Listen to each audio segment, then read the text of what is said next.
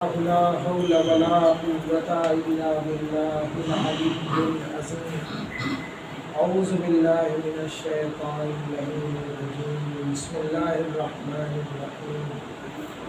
اللهم مالك الملك تؤتي الملك ممن تشاء وتنزع الملك ممن تشاء وتعز من تشاء وتذل من تشاء بيدك الخير. والصلاة والسلام على أشرف الأنبياء والمرسلين خاتم النبيين مولانا أبي القاسم محمد اللهم صل على محمد وعلى آله الطيبين الطاهرين المعصومين المظلومين ولعنة الله على أعدائهم أجمعين. أما بعد فقد قال الله تبارك وتعالى في كتابه المجيد وفرقانه الحميد وقوله الحق. بسم الله الرحمن الرحيم. قال حكيم يا بني أقم الصلاة وأمر بالمعروف وانه عن المنكر واصبر على ما أصابك إنك ذلك لمن العزم الأمور. صلوات بھیجیے. اللهم صل على محمد وآل محمد. مومنین کرام، دعاؤں اور زیارتوں کے وہ ٹکڑے کہ جن سے ہماری معرفت میں نہ صرف یہ کہ اضافہ ہوتا ہے بلکہ جب زندگی کی راہوں میں تاریکی چھانے لگے اور انسان مایوسی کا شکار ہونے لگے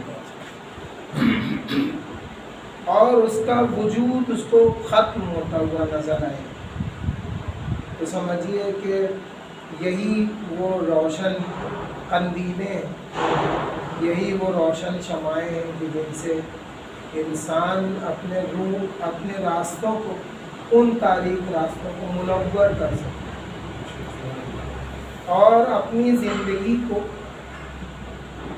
اس راستے پر چلا سکتا ہے جو راستہ کامیابی کا راستہ ہے، فلاح کا راستہ ہے اور نجات کا راستہ ہے. اصل چیز مقصد تک پہنچنا ہے. ایک ہے کہ انسان موت سے ہمکنار ہو جائے، وہ موت کی تمنا کرنے لگے، تو یہ دو قسم کے افراد ہیں. ایک وہ موت کی تمنا کرتے ہیں کہ جنہوں نے اس قدر اچھے اعمال انجام دیے ہیں کہ وہ اس دنیائے دنی میں اپنی زندگی گزارنا نہیں چاہتے. اور ایک وہ لوگ موت کی تمنا کرتے ہیں کہ جنہوں نے اپنی جوانی، اپنا عقیدہ، اپنے اعمال اس قدر بگاڑ لیے کہ ان کو بھی موت کی تمنا ہے. ظاہری بات ہے کہ اللہ نے ضمیر سب کو دیا، نفس سب کو دیا ہے، عقل سب کو دی، اور جب کوئی آدمی کوئی فعل انجام دیتا ہے تو وہ اپنے ارادہ اور اختیار سے انجام دیتا ہے. بلا ارادہ اور اختیار کے جو زیادتی کے ساتھ عمل انجام دیا گیا اس کو ہمارے مذہب میں گناہ نہیں قرار دیا گیا. یہ کھانا حرام ہے، لیکن پھر اس کے بعد کہا گیا کہ مگر جس پر زبردستی کی گئی ہو، یعنی ایسی چیزیں اس کے اوپر لاد دی گئی ہو، اتنا اس کو خوف اور ڈر میں مبتلا کر دیا گیا. تو آج جب ہم اس عشرہ مجالس کی 5ویں تقریر کو آپ کے سامنے پیش کر رہے ہیں تو چاہتے ہیں کہ کچھ ایسے تذکر ہوں کہ جن سے ہم استفادہ کر سکیں، فائدہ اٹھا سکیں، کیونکہ زندگی تو انسان کو ایک ہی دفعہ ملی ہے، مومن کو 2 دفعہ ملے گی.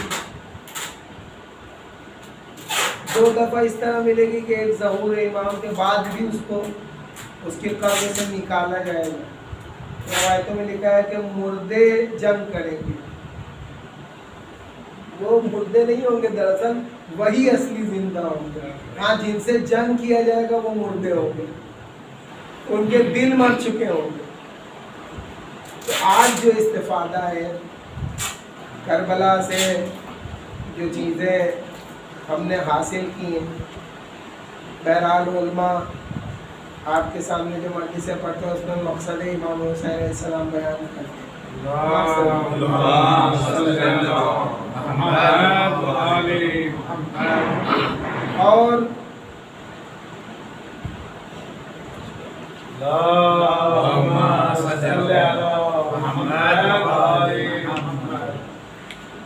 اور مقصد کربلا بیان کیا جاتا ہے، پیغام کربلا کو پہنچایا جاتا ہے. اور اس کو بار بار تذکر کرنے کا فائدہ یہ ہے کہ اس کی مثال بالکل اسی طرح سے، بہت سے لوگ کہتے ہیں ضرورت کیا ہے کہ جب ہم نے بیان کر دیا اور ہزارہ دفعے ہمیں معلوم ہو گیا تو اس تذکر کی ضرورت کیا ہے. تو یہ حکم ہم کو قرآن سے ملا ہے کہ دیکھو تذکر کرتے رہنا، کیونکہ تذکر مومنین کو فائدہ پہنچاتا ہے. مومنین اس سے استفادہ کرتے ہیں بار بار تذکر سے. کوئی ہم سے یہ نہیں کہتا کیا ضرورت ہے کہ سونے پر بار بار سہاگا لگایا جائے. اس کو خاص طور پہ لے جایا جاتا ہے، قلعی بار بار کی جاتی ہے. تو یہ دل بھی تو اسی طرح سے ہیں کہ جن پہ زنگ لگ جاتا ہے، یا زنگ نہ بھی لگے تو کم سے کم گرد پڑ جائے، اور اگر گرد نہ بھی پڑے تو کم سے کم غفلت میں تو انسان ضرور پڑ جاتا ہے. کبھی ایسا موقع آتا ہے انسان کی زندگی میں. اور اکثر میں اس کے لیے مثال دیا کرتا ہوں اپنے چھوٹے بھائیوں کہ دیکھیے وہ برتن جو ہے بار بار استعمال کیا گیا. اب اس کے اوپر باقاعدہ بحث ہو سکتی ہے، لیکن وہ دروس میں ہو سکتی ہے وہ بحث، یہاں جس کو کم نہیں کر سکتے کہ بھائی دودھ کی پتیلی آپ نے کئی مرتبہ پکا دی، ضرورت کیا ہے اسی میں پکائی. انہوں نے کہا نہیں صاحب یہ دودھ میٹھا ہو جائے. اب یہ میں خاص باورچیوں کی اصطلاح آپ کے سامنے استعمال کروں. یہ کیوں ہوتا ہے؟ انہوں نے کہا کہ دودھ ایک مکمل غذا ہے. چلیے یہاں بات آ گئی تو آپ کو پیش کروں کہ اکثر لوگ دودھ میں شکر ملا کے، دودھ میں روٹی کے ساتھ کھاتے ہیں. منع لکھا ہے ہمارے آپ کے چھٹے امام نے کہا ہے کہ دودھ کو جب پیو تو اس کے ساتھ کچھ نہ کھاؤ پیو، تب وہ فائدہ دے گا. اگر کوئی بھی چیز دودھ میں ملائی گئی، چاہے وہ آپ بورنویٹا ملائیے یا بوسٹ ملائیے یا جو چیز ملائیے، استفادہ اس سے نہیں ہو، کیونکہ وہ تو خود ہی مکمل غذا ہے. اگر مکمل نہ ہوتی تو بچے کے لیے ماں کے ذریعے دودھ کیوں دیا جاتا؟ تو اس کو کہا کہ اس کو پیجیے. اور یہ 8 سال سے ایڈورٹائزمنٹ آتا ہے، 8 سال سے 80 سال کے لوگ بھی اس کا استعمال کر سکتے ہیں، دوائیں کھاتے ہیں اور یہ. لیکن جب دودھ نہیں تھا تو ہم کو ہضم نہیں ہوتا. عجب عجب تعویل ہے لوگوں کو. تب یہ کھاتے ہیں، ہم کو یہ نہیں ہوتا. وہ 2-3 دن پہلے کی کوئی صاحب کوئی ٹیچر وہ کچھ کھانا لے کے آیا اور کہنے لگے سر یہ آپ کھاتے ہیں یہ بیگن؟ ہم نے کہا یہ تو یوپی میں بہت مغضوب ہے بیچارہ. بیگن اگر پک گیا تو لوگ کہتے ہیں کہ صاحب آپ تو ہم کو بھوک ہی نہیں، کھانا ہی نہیں کھائیں گے. تو کربلا سے وہ نجف سے شاید کربلا جا رہے تھے تو شاید بیگن کا تذکرہ بیچ میں آ گیا چلتے چلتے. اس میں نسیم صاحب نے اللہ ان سے استفادے کی اور علماء سے استفادے کی ان کو توفیق دے. ہم لوگ بیٹھے رہتے ہیں ممبر پہ اور علماء پڑھتے ہیں، بیٹھے رہتے تو جی نہیں چاہتے. پڑھنے کا جی چاہتا ہے انہیں سے سنو. اس کی ایک وجہ ہے یہ آپ تو جانتے ہیں خوش آمد والی بات ہم کرتے ہیں نہ کرنے کی عادت ہے، نہ آپ ہماری کیجیے نہ ہم آپ کی کریں. علماء اور ذاکرین کے اندر جو فرق ہے وہ ایک ہے کہ ذاکرین ذکر تو کرتے ہیں لیکن ان کا مقصد علم حاصل کرنا نہیں ہے. ہمارے استاد کہتے تھے کہ علماء کی اس لیے عزت کیجیے کہ علماء کی زندگی کا مقصد ہی علم حاصل کرنا. آپ کا تھوڑا بہت ہے، آپ ایسے ہی لے لیتے ہیں، ٹچ کر لیتے ہیں، اس لیے ان سے استفادہ کیجیے. اور اللہ کا شکر ہے کہ ہم لوگوں کو ایسے لوگوں کا ساتھ حاصل رہا. آج چونکہ آپ لوگ بیٹھے تھے اطہر میاں کے ساتھ بہت سی مجلسوں میں اکیلے ان کے ساتھ وقت گزارنے کا موقع ملا، ایک دم اکیلے. بہت سی باتیں ایسی ہیں کہ آج آگے ہی بتا دیتا ہوں میں آپ کو. یہی چونکہ برسات کا عالم ہے، کہیں سے مجلس پڑھ کے آ رہے تھے. لکھنؤ میں تو پائچے آپ جانتے ہی ہیں کتنے بڑے ہوتے ہیں ماشاء اللہ. تو وہ انہوں نے کہا کہ میاں تم ایک کام کرو، چھتری پکڑ کے چلے جاؤ، میں پیجامہ اوپر کر لوں. اور زوردار برسات ہو رہی تھی. اب آپ کی طرف میں چونکہ آ گیا ابھی ذکر، تو میں آپ کو ایک عالم کا بہت سے ایسے ذکر ہیں کہ وہ دبے رہ جاتے ہیں، تو کم سے کم اس کے ذریعے محفوظ ہو جائیں گے ویڈیوز کے ذریعے. تو وہ ایک جگہ رک گئے اور رک کے انہوں نے مرزا علی اسٹریٹ پہ رک گئے اور کہنے لگے وہ دیکھو. ہم نے کہا کیا؟ کہا دیکھو دربار حبیب ہوٹل میں کتنا لوگ مزے سے چائے کی چسکیاں لے رہے ہیں. اصلی مزہ چائے کا تو بھیگ جانے کے بعد ہی ہے. ہم نے کہا مولانا چلیے ایک ایک چائے ہو جائے. کہنے میاں چل تو سکتے ہیں، دل بھی چاہ رہا ہے، لیکن کل انقلاب اخبار میں اول اس پہ سرخی پہ کہ اطہر صاحب کو دربار حبیب میں چائے پیتا پایا گیا.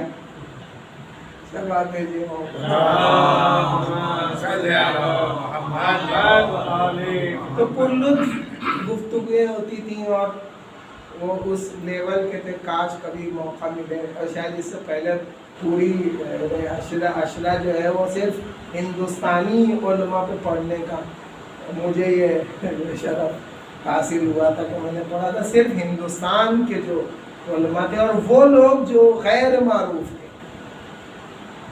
جن کو آپ کہہ سکتے ہیں کہ وہ چمکتا ہوا مینار نہیں تھے لیکن وہ مضبوط نیو ضرور تھی، وہ بنیاد تھے. تو کبھی موقع لگے گا تو انشاءاللہ میں سوچوں گا کہ ایک اس ٹاپک پہ بھی آپ کے سامنے بتاؤں کہ وہ افراد کیسے تھے اور کیا سیرت رکھتے تھے، ان کے اندر کیا خصوصیات تھیں.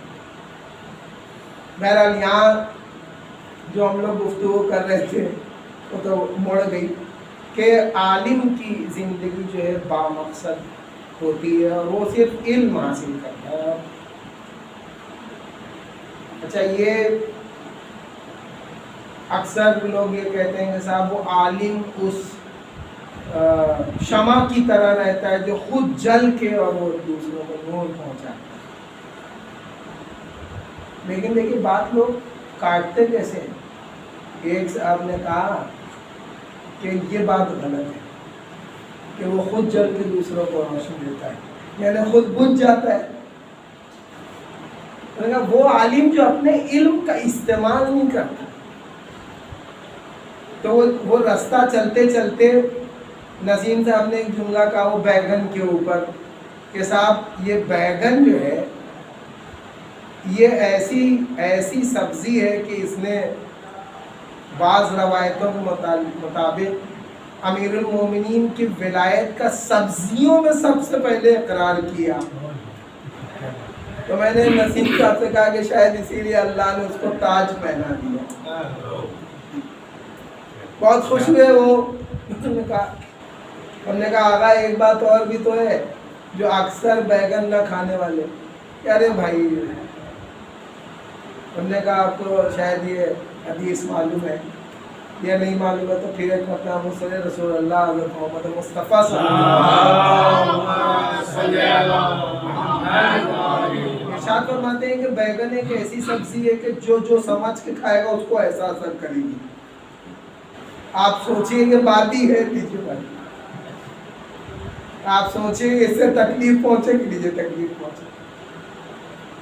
اب یہ نہیں کہ حدیث ہم نے سن لی، لیکن اگر ہم اس کو تجرباتی طور پر پریکٹیکل دیکھیں کہ یعنی انسان کی نفسیات کا کھانے سے کس قدر تعلق ہے. اب اگر اسی چیز کو ہم آپ کے سامنے رکھ دیں کہ قرآن نے کہا انظر الی طعامک و شرابک، کہ تم اپنے کھانے اور پانی کو دیکھو، تو ظاہری بات ہے کہ ہم لوگ سطحی نظروں سے عوام الناس ہیں، علماء ہم سے بہتر جانتے ہیں، ہمارے لیے یہ کھانا پانی. لیکن جب آپ اس کے اور بطن میں داخل ہوں گے اور جائیں گے.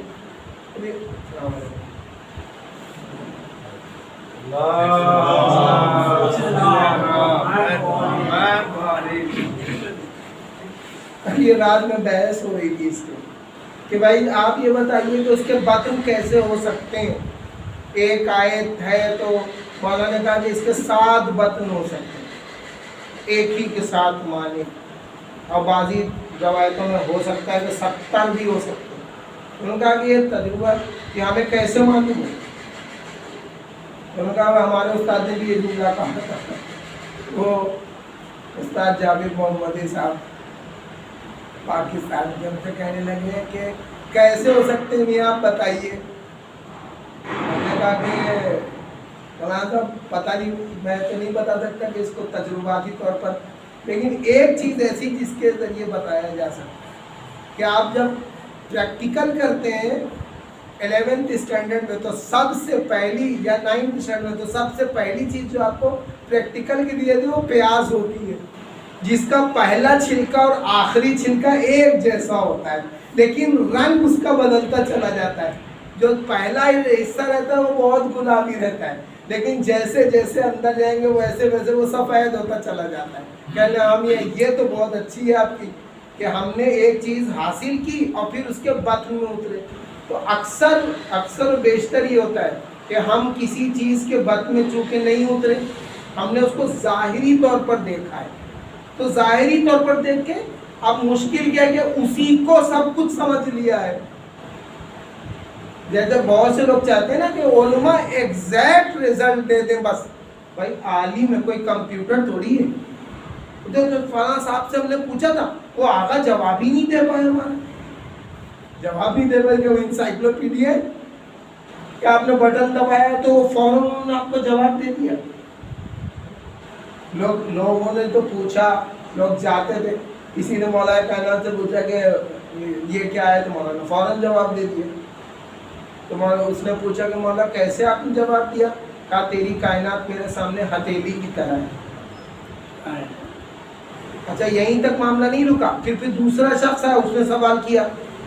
تو جب سوال کیا تو مولانا نے توقف اختیار کیا، خاموش رہے، سوچنے کے بعد جواب دیا. تو وہ بیچارہ بیٹھا ہوا تھا، اس کا دل نوانا، پیٹ میں درد ہوا، اور اس نے پوچھا مولا ابھی تو آپ نے کہا تھا کہ پوری کائنات میرے سامنے ہتھیلی کی طرح، تو اب کیوں آپ نے توقع اختیار کیا؟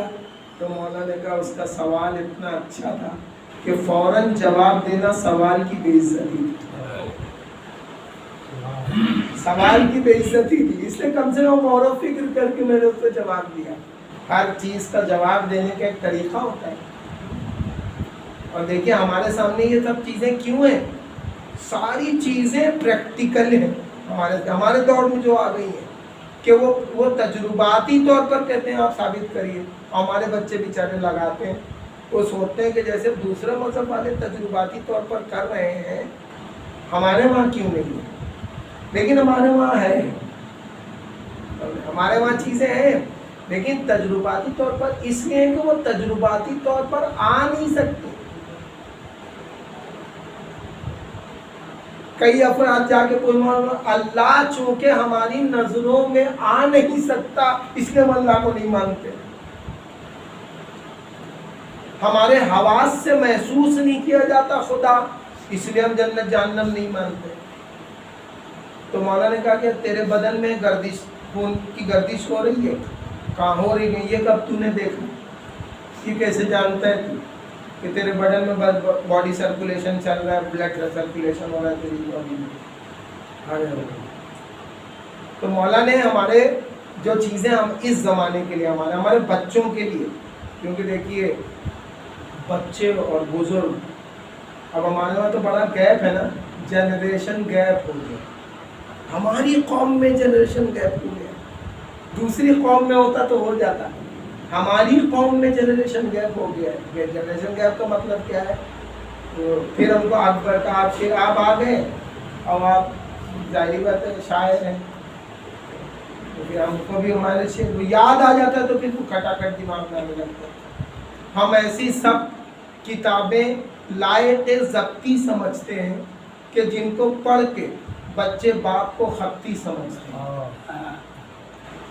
یہ اکبر الہ آبادی کہہ رہے ہیں، سوچیے یہ کیفیت ہے ان کی۔ تو یہ جنریشن گیپ کیوں آیا معلوم ہے؟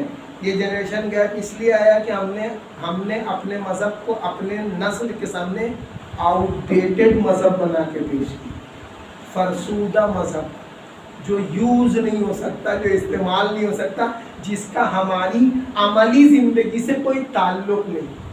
نماز ہے ہماری عملی زندگی سے کیا تعلق؟ ہم نے پڑھ لیا نماز، ختم ہو گیا۔ روزہ ہے ہماری عملی زندگی سے کیا تعلق؟ روزہ ہم نے رکھ لی، روزے کا کچھ اثر؟ سر وہ روزے میں جنت ملے گی، وہ روزے میں جہنم سے بچ جائیں گے۔ ہم نے کہا تم کو معلوم ہے ایک یہ بھی تو عزیز ہے کہ روزہ جو ہے اللہ کہتا ہے میرے لیے اور میں خود اس کی جزا ہوں۔ سب سے بڑی چیز جو ہم کو ملے گی وہ خدا ملے گا، اس سے بڑا چیز کیا ہم کو ملنے والی؟ جنت ملے گی، وہ ملے گا، یہ ملے گا۔ آپ جائیے کہ وہ کس کو رکھیں گے، آپ کس کو؟ تو اکثر یہ ہوتا ہے کہ گرامر پڑھاتے پڑھاتے وہ فعل فاعل مفعول پڑھانا پڑتا ہے۔ وہ عربی کا گرامر آج کے بچوں کو کیا وہ اردو پڑھ رہے ہیں بیچارے، تو وہ ان کو بتانا پڑتا ہے دیکھو بیٹا، تو کہنے لگے کہ سر یہ مفعول کی جگہ ہم کیا رکھ سکتے ہیں؟ ہم نے کہا معلوم رکھ دو۔ کہنے اچھا تو معلوم ہی سر آپ نے کیوں رکھا؟ ہم نے کہا تم مقتول بھی ہو سکتے ہو، لیکن یہ معلوم ہم نے اسے رکھا تمہارے ذہن کو جگانے کے لیے کہ کیا معلوم کرنے کے لیے ہم دنیا میں آئے۔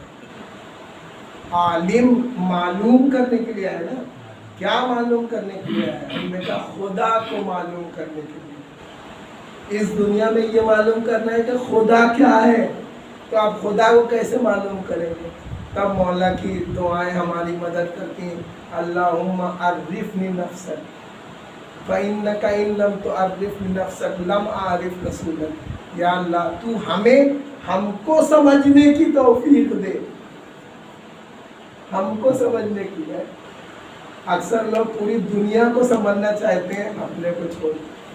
اپنی اصلاح کیے بنا اگر بیوی کی اصلاح کرنے چلے تو طلاق تو ہو سکتا ہے، اصلاح نہیں ہوگی۔ اپنا راستہ متعین کیے بنا اگر سب کے راستوں کو متعین کرنے چلے تو معاملہ یہی ہوگا، خود راہ سے بھٹک جائیں گے۔ کیفیت یہی ہے۔ ائمہ کے سامنے کیا ہوتا تھا، اور ائمہ نے ہم لوگوں کو کیا چیزیں دی ہیں، اس کو جاننا ہمارے لیے بہت ضروری ہے کہ اگر کوئی کام امام کہتے تھے تو اس کی حکمت بہت بڑی ہوتی ہے۔ حکمت کا مطلب کیا ہے کہ جس کام کی ابتدا کیا اس سے پہلے اس کی انتہا کے اوپر بہت غور و فکر کرتے تھے، اور ہم لوگ جوش میں آ کے، جذبات میں آ کے، بزنس میں گئے تو جذبات میں اتر کے، شادی بیاہ میں گئے تو جذبات میں اتر کے، کسی کی طرف سگنیچر لی نہیں ہم نے نکاح نامے پہ۔ اب جب طلاق کا مسئلہ آیا، اب ڈھونڈ رہے ہیں ان کو، صاحب فلاں صاحب نے سگنیچر کی تھی، انہوں نے سوچا کہ یار ہم کیوں جائیں ان دونوں کے بیچ میں، ان کا فون سوئچ آف آ رہا ہے، آؤٹ آف سروس آ رہا ہے، بھاگ رہے ہیں لوگ، اس کے مولانا صاحب کے پیچھے بھاگ رہے ہیں۔ مولانا سوچ رہے ہیں کہ بھائی صرف 500 روپے نکاح میں دیے اور طلاق میں 50,000 کی پینشن دیں گے، اسی لیے انہوں نے کہ ہوتا ہے، پریکٹیکل ہوتا ہے۔ ہم میں نے کل آپ سے کہا نا کہ یہ لکھت پڑھت میں کتنا اس وقت تو بڑی خوشی میں ہر آدمی کر دیتا ہے، لیکن یہ نہیں سوچتا کہ اس میں ہماری ذمہ داریاں کیا ہیں۔ یہ ہم کام کرنے کے لیے جا رہے ہیں، سائن کرنے، لائیے میں کر دوں سائن. یہ سائن کرنے کے بعد جب مجھ کو طلب کیا جائے گا تو میں اس میں آ سکتا ہوں؟ ان کا سب چیز طلاق میں نہیں. قرآن کو یہ کہہ رہا ہے کہ دونوں، پہلی بات تو قرآن عجیب و غریب بات کر رہا ہے. مولانا اس آیت کی تائید کریں گے کہ آیت میں یہ ہے کہ بالغ اور رشید لوگوں کا نکاح کرو، بے وقوفوں کی شادی نہ کرو. بہت بڑا جملہ کہہ دیا میں نے، قرآن کہی دیا. شادی وہاں شادی ہوگی، ان کو معلوم ہی نہیں شادی. اللہم عرفنی نفسک، انہوں نے اپنے کو پہچانا ہی نہیں، اور نہیں پہچانا تو جب پہچان لیا تو پھر دوسرا جملہ آ گیا کہ اگر میں اپنے نفس کو نہیں پہچانوں گا تو میں اپنے رسول کو نہیں پہچان سکتا. جلدی میں سمیٹ رہا ہوں اس کو، میں اپنے رسول کو نہیں پہچان سکتا تو میں بھی تیری حجت کو نہیں پہچان سکتا. اب آپ سمجھے، آپ ولایت کا لبادہ اوڑھ کے کھڑے ہو جائیے. جو اپنے آپ کو نہیں پہچان سکا، اپنے رسول کو نہیں پہچان سکا، تو قدیر میں مولا کی ولایت کو کیا پہچانے گا؟ کیا پہچانے گا؟ اور پھر آپ اس کو کہیے کہ یہ تھے یہ تھے یہ تھے. ارے میں تو دوسروں کی اپنے والوں کی بات کرتا ہوں. کچھ لوگوں نے جب مولا بن گئے تو کہا مولا آپ کا حق چھین لیا گیا تھا. کہا وہ تو 25 سال پہلے ہوا تھا بھائی، اب تو میں ہوں خلیفہ، تو تو میری کیا مدد کر رہا ہے؟ وہ 25 سال پرانی باتیں کر رہے ہیں. سانپ نکل گیا آپ لاٹھی پیٹ گئے.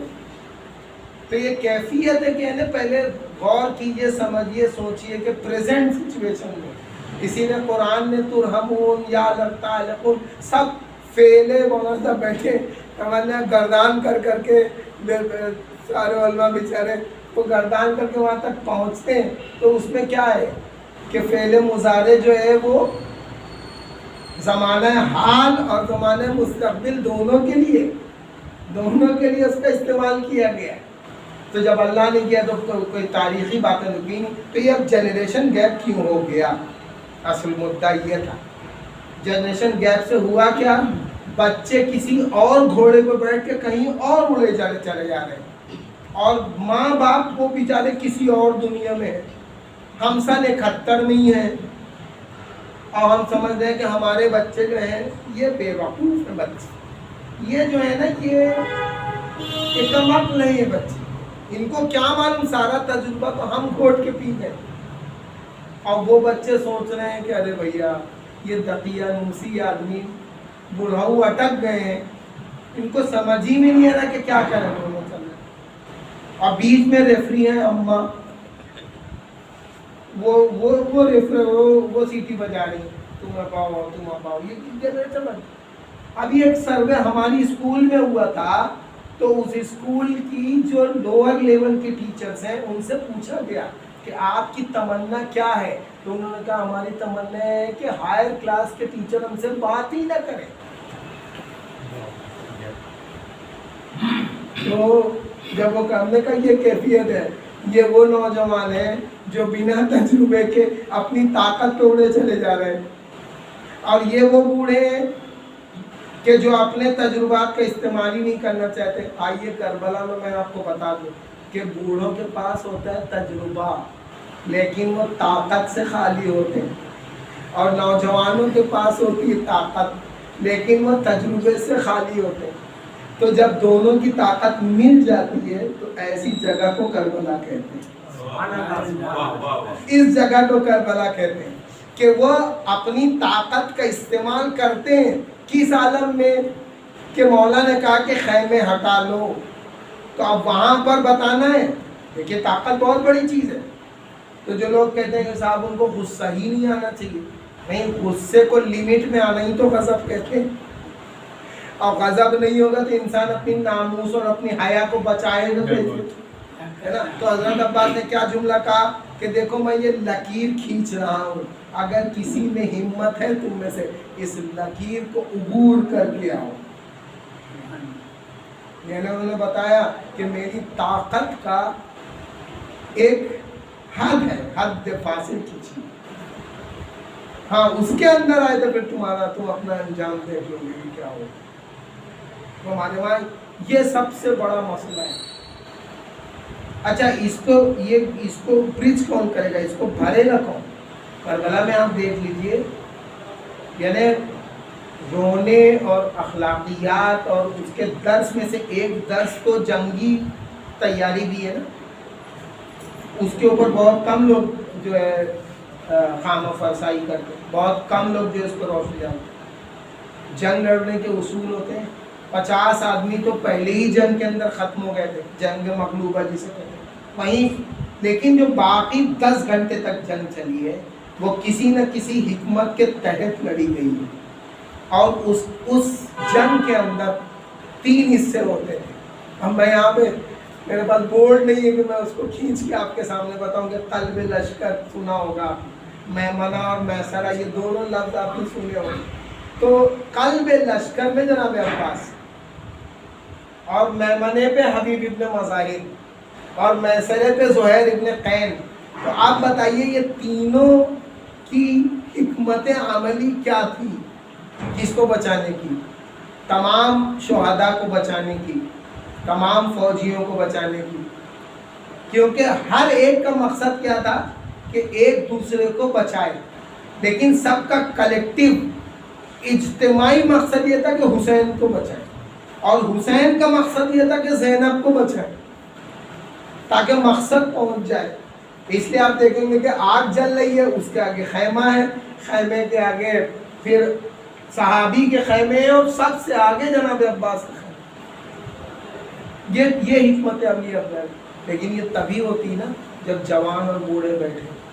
اب بتائیے یہ زمانہ ہمارا آ گیا، ہم کہتے کہتے 50 سال کے ہو گئے، 2-3 سال میں انا للہ ہو جائے گا، مر آ گیا۔ جو موت آتی تو آدمی کو سب سمجھ میں آ جاتا ہے کہ بھائی اب آنے والی ہے، اب سمجھ میں ہماری حکمت عملی کتنی بڑی ہے۔ اب یہ جملہ جا رہا ہے، ہنگامہ ہو سکتا ہے، ویڈیو کے اوپر جائے گا۔ ہماری حکمت عملی ہے کہ نا ہم ہاسپٹل نہیں بنائیں گے، ٹیکنیکل کالج نہیں بنائیں گے، اسکول نہیں بنائیں گے، قبرستان بنائیں گے، اتنا زور و شور سے قبرستان بنائیں گے۔ ارے بھائی پہلے جینے کی باتیں کرو اور پھر اس کے بعد مرنے کی باتیں کرو۔ مسئلہ یہ ہے کہ وہ قبرستان کا جو سارے مسائل ہوتے ہیں، بہرحال میں یہاں کے معاملات میں نہیں بولنا چاہتا ہوں، ہر جگہ ہوتے ہیں، لیکن یہاں جو مسئلے ہوتے ہیں وہ ان مسئلوں کے پیچھے راز کیا ہوتا ہے معلوم ہے کہ وہ جو انٹلیکچوئل لوگ ہیں وہ کبھی بیٹھتے ہی نہیں، ساتھ میں بیٹھ کے باتیں نہیں ہوتی۔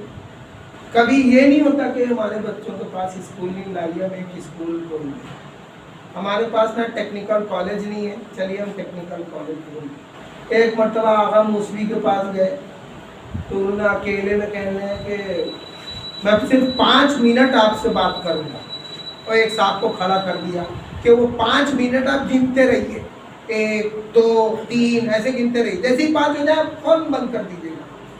اب وہ گنتے رہے بیچارے، 10 منٹ ہو گئے، 20 منٹ ہو گئے، 25 منٹ ہو گئے، تو انہوں نے ان کو کہا بھائی خاموش رکیے اور طرف باہر جائیے۔ پھر مجھ سے متوجہ کہنے میں تو سمجھا تھا شاید آپ کوئی رکشہ لینے آئے ہوں گے یا کسی مدرسے کی کچھ امداد۔ میں نے کہا نہ میں رکشہ لینے آیا ہوں، نہ مجھے کسی امداد کی ضرورت ہے، میں اس لیے پوچھنے کے لیے کہ آپ نے ہمارے نوجوانوں کے لیے کیا کوئی ٹیکنیکل کالج بھی کھولا؟ آپ نے ہماری لڑکیوں کے لیے کوئی ہنر کلاسز بھی کھولا؟ گورنمنٹ نے کتنی کلاسز کھولا، ممرہ کے اندر دارالفلاح اسکول کھلا، تو انہوں نے بلا کے مجھ سے کہا کہ صاحب آپ لوگ تو بہت پیسے والے ہیں، کیونکہ ہمارا دارالفلاح 4.5 کروڑ گورنمنٹ نے دیا ہے، آپ لوگ تو لیتے ہی۔ ہم نے کہا نہیں ہم لوگوں کو ضرورت ہی نہیں، ماشاءاللہ ہم لوگ جنت میں لیں گے، سب چیز جنت میں لے لیں گے۔ سلوات بھائی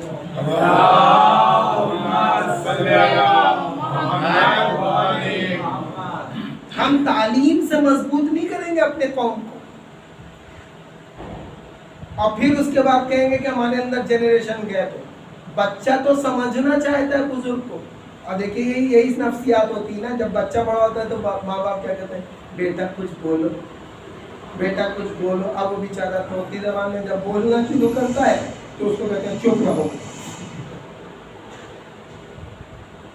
شاید کسی بچے نے پوچھ لیا تھا جا کے اپنے باپ سے کہ ابا جان زبان مادری تو ہوتی ہے، پیدری کیوں نہیں ہوتی؟ مدر ٹنگ کیوں ہوتی ہے، پیدر ٹنگ کیوں نہیں ہوتی؟ فادر ٹنگ بھی تو بیچارہ وہ ستایا ہوا تھا، تو اس نے ایک ہی جملہ کہا کہ بیٹا ماں بولنے کا موقع ہی کب دیتی؟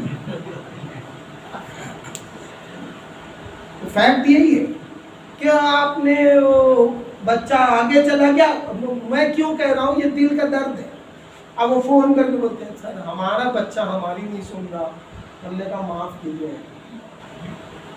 یہ جملہ جب آپ کہیں گے نا تو اپنے شکست کا اعتراف کر لیں گے۔ یہ جملہ نہ کہیے، اس سے بہتر ہے کہ چپ رہیے۔ جہاں آپ نے کہا کہ ہمارا بچہ ہماری بات نہیں سن رہا، آپ نے اپنی شکست کا اعتراف۔ اور میں نے جو آپ کے سامنے بہرحال یہ دل کا درد تھا کہ ہم کبھی ایک ایسا اسکول ہوتا، کبھی یہ نہیں کہ ہم اسکول میں پڑھاتے ہیں اس لیے ہم چاہتے کہ ہم کو اس میں جو کچھ مل جائے، ہمارے لیے یہ چیزیں ہو جائیں۔ اللہ دل کا غنی رکھے ہر آدمی کو، ٹھیک ہے، اور جس کے پاس جو ہے اللہ اس کے اوپر اس کو شکر کرنے کی توفیق دے اور زیادہ دے اور آئے خدا میں خرچ کرے۔ لیکن افسوس اتنے ہوتا ہے کہ جو بچے کہاں سے کہاں پہنچ سکتے تھے وہ ایک ذرا سی غلط تربیت کی وجہ سے کہاں کہتے ہیں لوگ۔ ایک علی پور میں ایک بوڑھے شخص نے ہم سے کہا کہ سر 4th کلاس میں ایک ٹیچر نے ہم کو ایک تھپڑ مار دیا تھا، اس کے بعد ہم اسکول گئے ہی نہیں۔ اب آپ سچ بتائیے اس ٹیچر سے قیامت کے دن سوال ہوگا کہ نہیں؟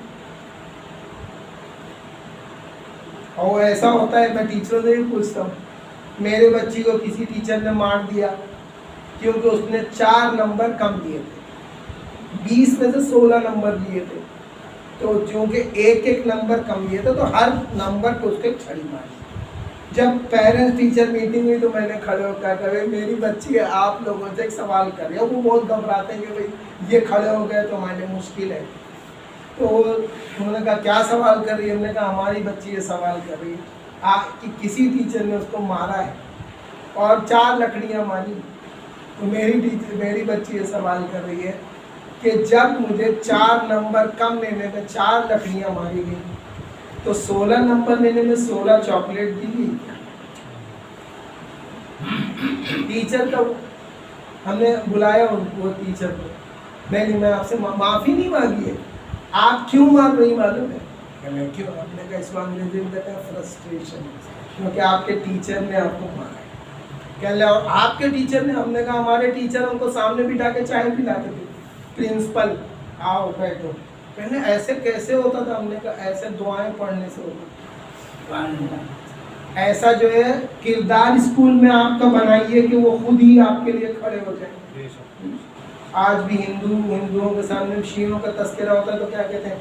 بڑے شکشت لوگ ہیں۔ یہ شکشت کہاں سے ہوئے؟ یہ فرش اعلیٰ پہ بیٹھ کے شکشت۔ یہ تہذیب کہاں سے سیکھی؟ کس نے آپ کو تہذیب سے؟ انہوں نے تہذیب سکھائی۔ اس جگہ آگے بیٹھے کیسے وہ کہتے ہیں آپ کے اندر آپ کی اس قدر منظم ہے۔ تو وہ جو پیریڈ ہوتا ہے، کہتا ہوں نا پلاسٹر آف پیرس، دیکھا ہوگا آپ نے، وہ صرف ایک ہی مرتبہ وہ مولڈ ہوتا ہے، بس ایک مرتبہ، پھر جو سخت ہو جاتا ہے تو ٹوٹ جاتا ہے لیکن مولڈ نہیں ہوتا۔ بس بچے کی زندگی بھی ایسی ہی ہوتی کہ وہ تیسرا چوتھا پانچواں چھٹا اسی میں مولڈ ہو سکتا ہے۔ آپ نے کر لیا تو کر لیا، اور اگر جس راہ پہ چلا گیا تو چلا گیا۔ اسی لیے امام نے کہا ہے کہ نوجوان کا دل زرخیز مٹی کی طرح ہوتا ہے، قبل اس کے کہ دوسرے اس کے اندر اپنے منفی اثرات اور بیج کو ڈال دیں، تم اس میں اسلام کو اور شیعت کو ڈال دیں۔ یہ جملہ کہا گیا، کیسے ڈالو؟ اپنے عمل سے ڈالو۔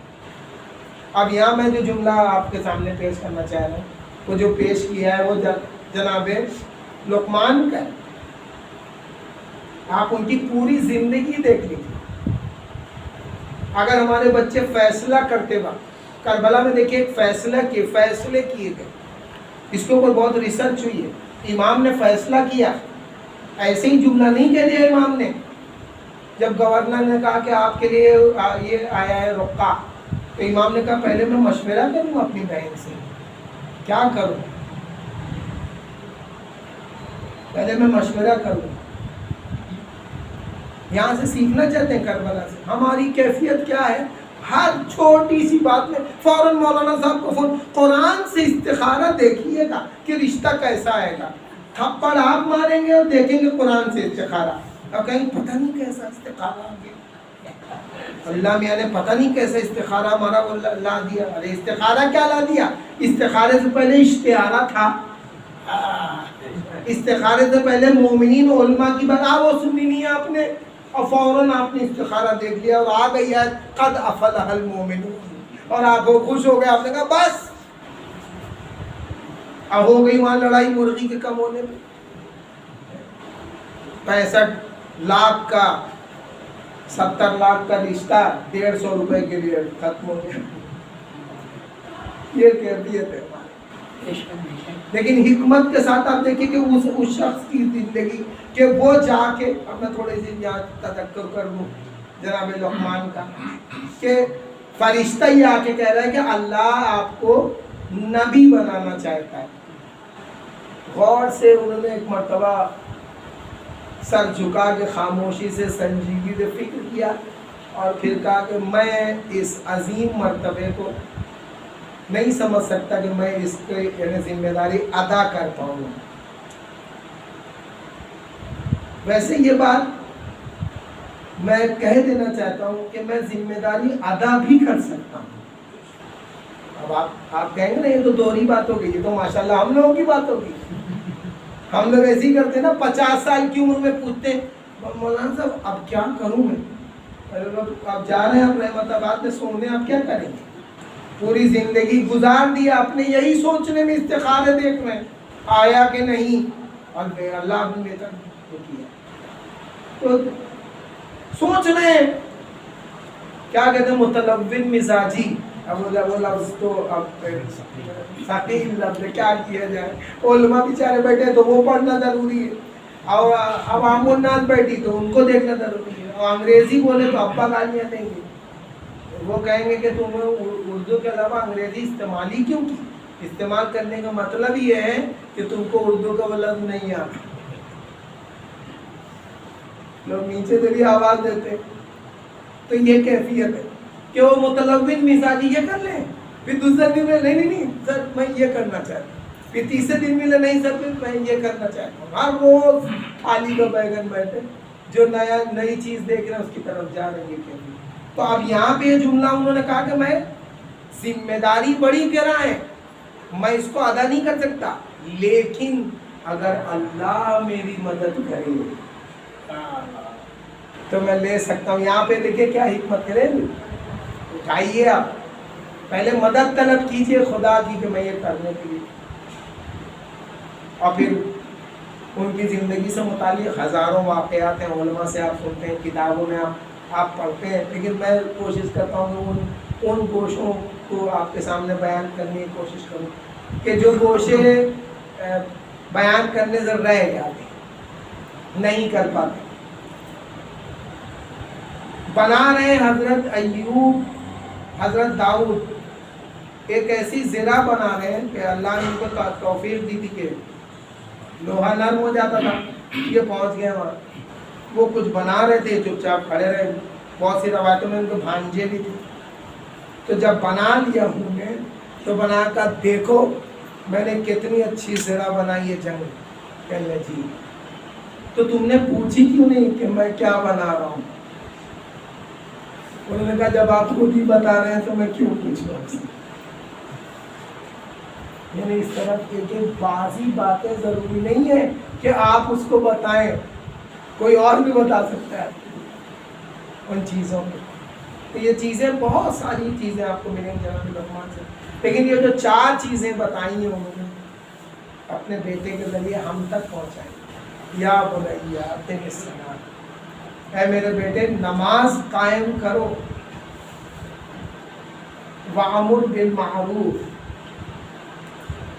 نیکیوں کا حکم دو، ونہا عن المنکر، برائیوں سے روکو. اور پھر کیا ہے وَاصْبِرْ عَلَىٰ مَا أَصَابَكَ.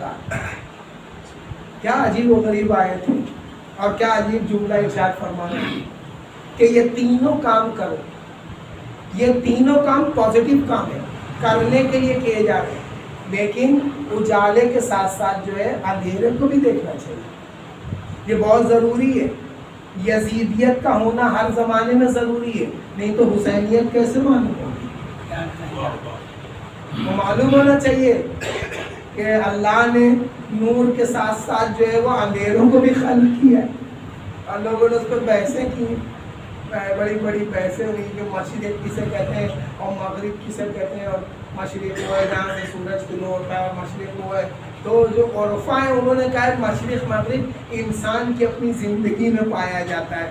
جو روشن اور فضائل ہیں وہ آپ کی مشرق ہے، اور جو گناہ ہیں اور آپ کی کمیاں ہیں وہ آپ کی مغرب ہے، جہاں آپ کی شخصیت ڈوب جاتی ہے. تو بحث کی بہرحال اب اس کو کتنا مانتے ہیں کیا کرتے ہیں اس کی مستقل بحث ہے. لیکن یہاں پہ انہوں نے کیا کہا؟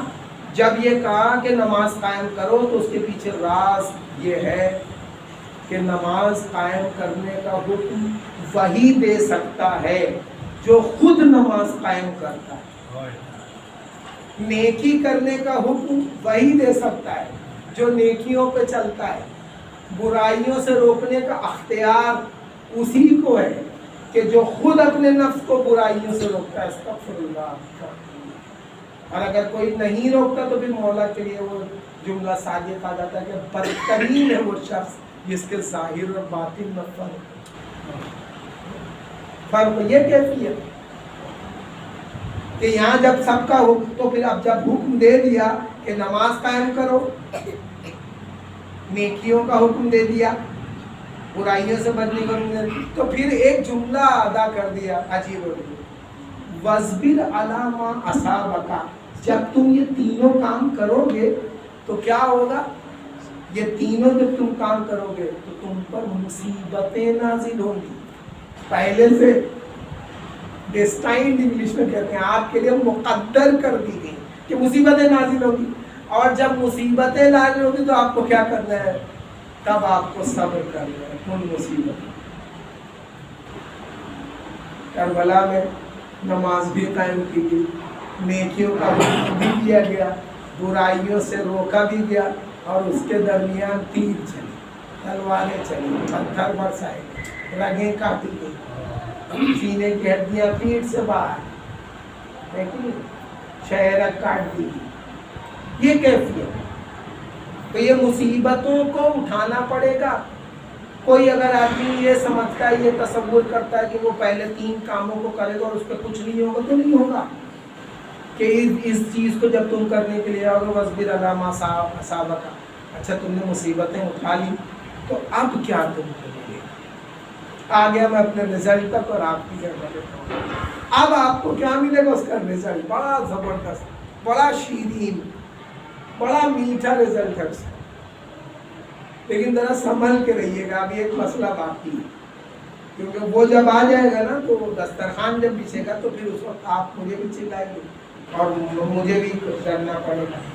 یہ جملہ کہا گیا کہ محفل میں جب جاؤ تو اپنی زبان کا خیال رکھو، اور دسترخوان پہ جب بیٹھو تو اپنے پیٹ کا خیال رکھو. پیٹ کا خیال رکھنے کا مطلب نہیں کہ دوسرے کو دیکھ کے کھانا کھاؤ کہ اس کو مرغی کی ٹانگ ملی اور مجھے گلا ملا. پیٹ میں یہی ہوتا ہے کہ آدمی اس طرف دیکھتا ہے، نہیں جو تمہارے سامنے ہے اس کو تم کھا لو. آداب مجلس یہ کہ اپنے سامنے کے اٹھا دے. لیکن یہ روایت جو ہے نا یہ وہ تھال والے کھانے میں نہیں ہے. مزاح المومنین کے لیے کہتا ہوں کہ ہاتھ دور تک بھی جا سکتا اور گھسیٹ بھی قریب سے سکتا ہے. تو یہ بہرحال ایک جگہ محبت پڑتی، آدمی کھاتا ہے. تو یہاں پہ یہ جملہ اس لیے میں کہہ رہا ہوں، ابھی تھوڑی دیر کے لیے شاید آپ کو میں ہنسانے کے لیے کہہ رہا ہوں، لیکن نہیں، بہت بڑا جو ہے فکری جملہ ہے مولا، اور وہ ارتباط رکھتا ہے، مرتبط ہے، کنیکٹڈ ہے کس سے؟ اس پہلے والے جملے سے، اس آیت سے کریں کہ جب آپ کیا کریں گے؟ نماز قائم کریں گے، برائیوں سے روکیں گے، اچھائیوں کا حکم دیں گے، جو مصیبتیں آپ کے پاس آئیں گی اس کا مقابلہ کریں گے۔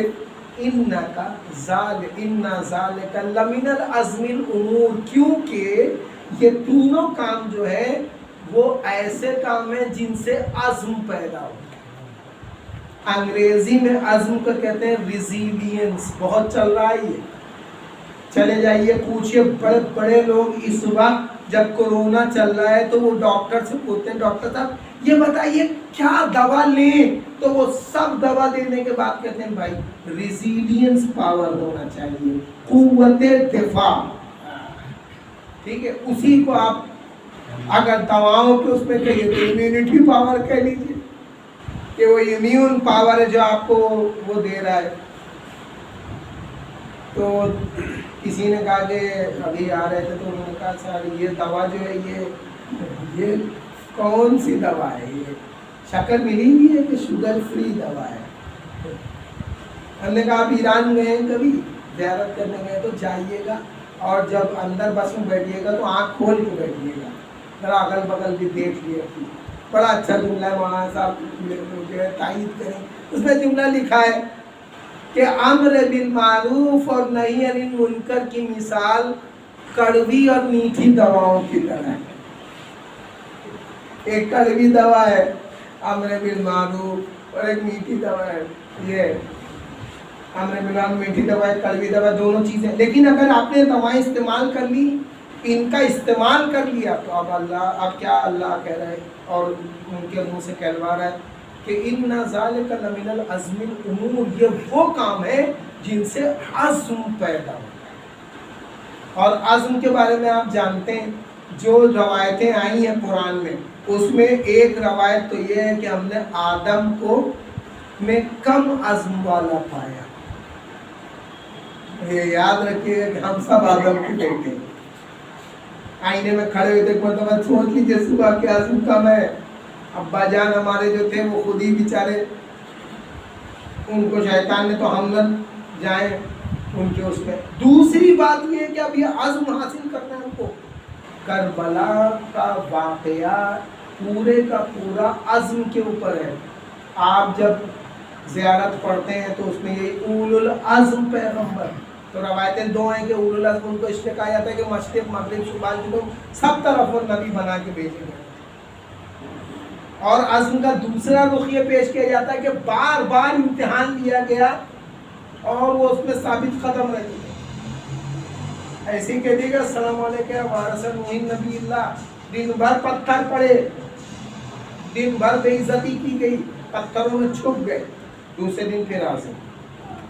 حضرت موسیٰ، حضرت عیسیٰ سب کو وارث بنایا گیا، زیارت وارث میں آپ لوگ پڑھتے رہتے ہیں۔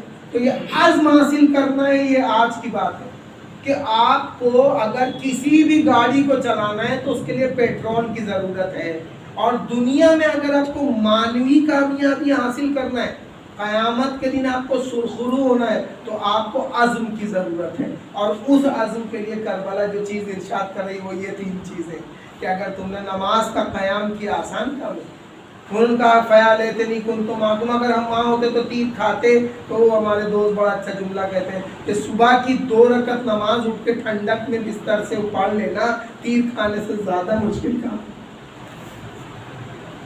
لیکن اب یہ عزم بچوں کے اندر، یہ جو متلون مزاجی، یہ جو ہر روز فیصلے کو تبدیل کر دینا، یہ شخصیت کی ایک سب سے بڑی عیب اور کمی، اس کو دور کرنے کے لیے عزم کا مطلب وہی ہے نا کہ آپ اس بات ثبات یقین رکھ کے کھڑے ہو گئے، گرے اور اٹھ کے کھڑے ہو گئے، یہ ہے عزم۔ آپ کو گرا دیا گیا لیکن اپنی طاقت سے نہیں، آپ اپنے دل کی کاہلی سے نہیں ہوئے، بلکہ نہیں، سامنے والے نے آپ کو اوور پاور کر لیا، لیکن جب آپ کو موقع ملا، میں آپ کو ایک چھوٹی سی خالی روایت آپ کو بیان کروں اس کے لیے، اور آپ کو بتاؤں گا کہ میں نے اپنے ذاتی طور پر جو چیزیں دیکھی ان سے کیا میں نے فائدہ اٹھایا۔ لیکن یہ ان 3 چیزوں کے لیے میں ایک اور بات آپ کے سامنے کہنا چاہتا ہوں، اور آپ کی زحمت تمام کیا ہے یہ بات کہ عزم حاصل کیسے۔ اب ہمارے بچوں کو میں نہیں کہتا کہ صاحب آپ جو ہے سب اچھی چیزیں ترک کر دی، لیکن اتنا ضرور ہے کہ مولا علی ارشاد فرماتے ہیں نہج البلاغہ میں سن لیجیے، کھانا کھانے سے پہلے اس جملے کو ضرور یاد کیجیے کہ لا یجتمع العزیمہ والولیمہ، ولیمہ اور عزیمہ ایک ساتھ جمع نہیں کیا جا سکتا، اچھے اچھے کھانوں کو اور ہمت کو ایک جگہ جوڑا نہیں جا سکتا۔ میں منع نہیں کرتا، لیکن سال بن حنیف کو جب خط لکھا تو انہوں نے کہا کہ تم وہاں گئے تھے جہاں بڑے بڑے شوربے کے پیالے دسترخوان سے تم پر بڑھائے جا رہے تھے اور غریبوں کو اس دسترخوان سے ہٹایا جا رہا تھا۔ یہ سب بیان تو اپنی جگہ پہ تم والا، لیکن پھر اس کے بعد کیا تم نے اپنے مولا کا حال نہیں دیکھا کہ انہوں نے 2 روٹی کے سوکھی روٹی پہ گزارا کر لیا ہے، اور تم کیا سمجھتے ہو کہ ایسی روٹی کھانے سے علی ابن ابی طالب کمزور ہو گیا ہوگا؟ اگر پورے عرب کے بہادر ایکا کر کے اکیلے مجھ سے لڑنے کے لیے آئے تو میں کافی ہوں۔ لیکن کیوں؟ وہ کافی کے پیچھے بتا رہے ہیں، میں کافی ہوں کیونکہ صحرائی ایندھن جلدی بھڑکتا ہے اور دیر تک جلتا رہتا ہے۔ صحرائی ایندھن کس کو کہا ہے؟ یہ ریگستان میں جو پیڑ پودے ہوتے ہیں، کیا ہوتا ہے ان میں؟ ان کا کوئی سرپرست نہیں ہوتا، ان کو کوئی پانی دینے والا نہیں ہوتا، یہ اپنے پانی کی تلاش میں بڑی بڑی دور اپنی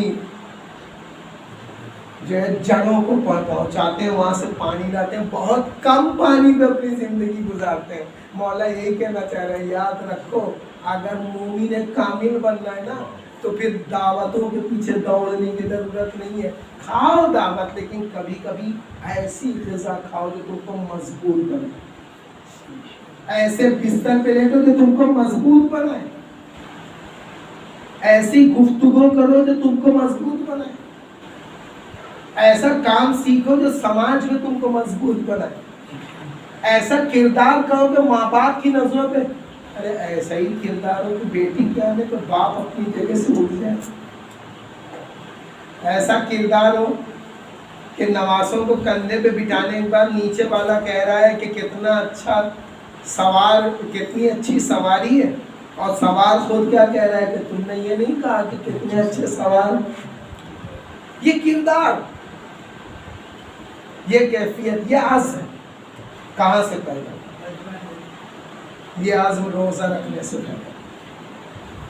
یہ عزم انسان کا جو ہے نا سختیوں کو بسر کرنے کا۔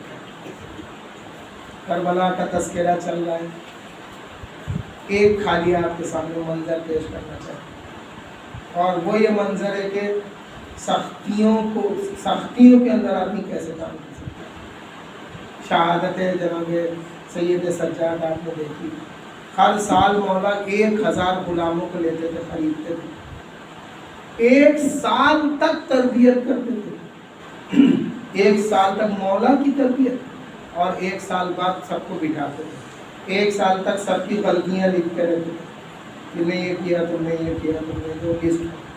پھر جب رمضان ہو جاتا تھا، عید ہو جاتی تھی تو بیٹھتے تھے مولا، اس کے بعد فلاں بن فلاں تم نے یہ کیا غلطی، ارے مولا میں نے غلطی کی نہیں، تم میری غلطی کے لیے اللہ سے دعا مانگو کہ اللہ مجھے بخش۔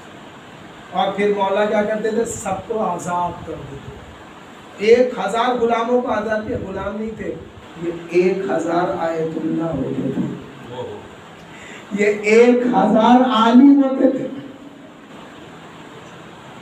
وہ پاؤں پکڑ لیتے تھے، مولا ہم آپ کے در کو چھوڑ کے لیے آئیں، کہنے نہیں تم چھوڑ، میں نے تم کو اس لیے آزاد کیا تم اپنے گھر جاؤ اور وہ تبلیغ کرو جو ہم نے تم کو پہنچایا اسلام۔ سوچئے 34 سال میں 34,000۔ اب لوگ کہتے ہیں فضائل سید سجاد پڑھیے، میں کہتا ہوں کہ فضائل کی جگہ ایک جملہ سنیے اور مسائل، کہ 3 سال تک مدینے میں برسات ہی نہیں ہوئی، قحط پڑ گئی، پریشان لوگ۔ ایک شخص مسیب اس نے دیکھا کہ ایک حبشی غلام جو ٹیلے پہ چڑھا ہوا اشارہ کر رہا ہے، ابھی اس نے اشارہ کیا تھا کہ تھوڑی دیر میں ہی کالا بادل وہاں سے اٹھا اور یہ جلدی جلدی ٹیلے سے نیچے اترا اور برسات ہونے لگی، اتنی برسات ایسا لگتا ہے کہ اب مدینہ غرق ہو جائے گا۔ اتنا کمال، انگلی کا اشارہ کیا اور بادل حاضر۔ اس نے اس کا تعاقب کیا، دیکھا کہ چوتھے امام کے گھر کے اندر وہ داخل ہوا، اس نے دخل باب کیا، ایک اور غلام باہر نکلا، کیا بات ہے؟ کہا میں امام سے ملنا چاہتا ہوں۔ کہا رکو۔ تھوڑی دیر کے بعد امام نے اندر بلایا، اندر گیا۔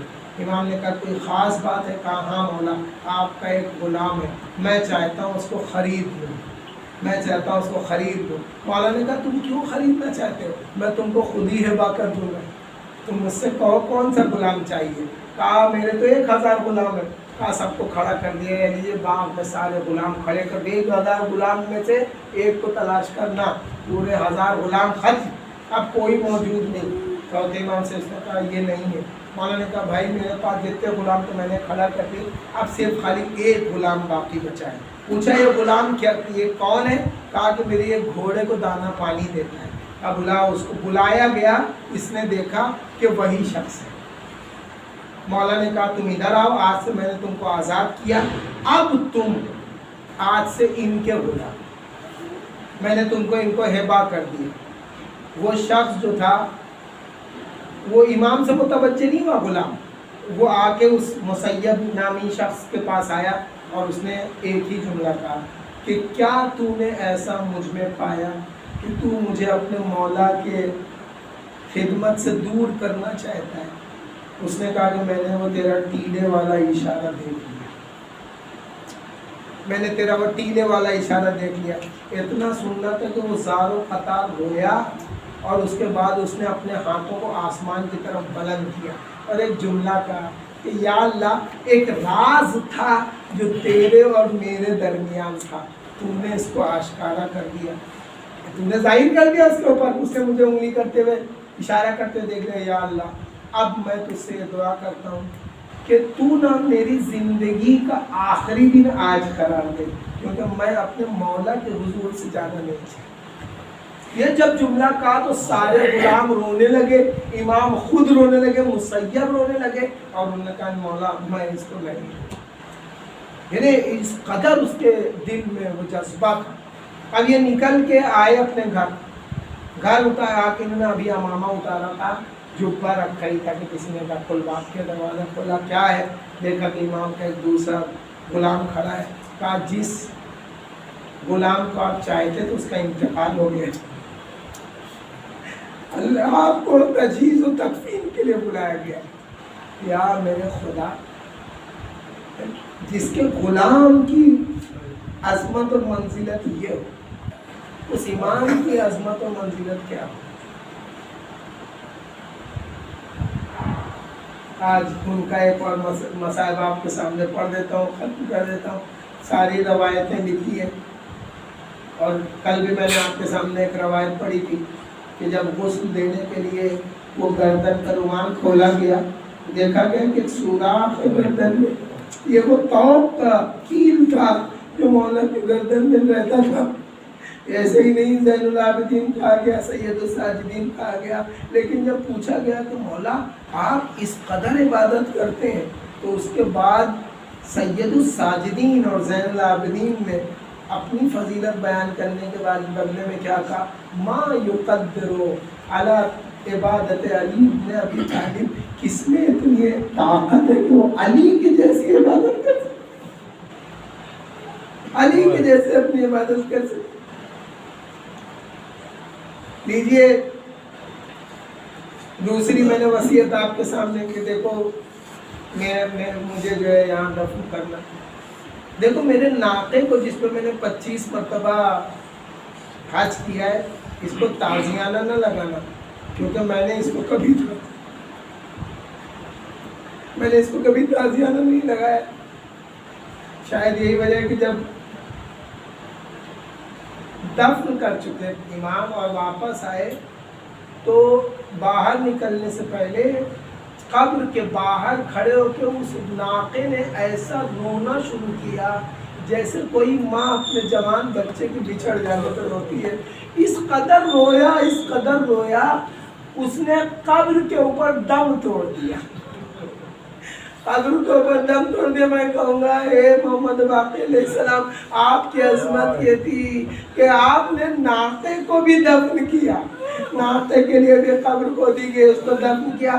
ہاں یہ اور بات تھی کہ آپ کے جد امام حسین علیہ السلام ادھر کے گھوڑے ادھر ہوئے، ادھر کے گھوڑے ادھر ہوئے، اور ایک بہن آواز دیتی رہی، ہے کوئی جو میرے بھائی کے لاش کو بچائے۔ اللہ لعنت اللہ علیہ الظالمین۔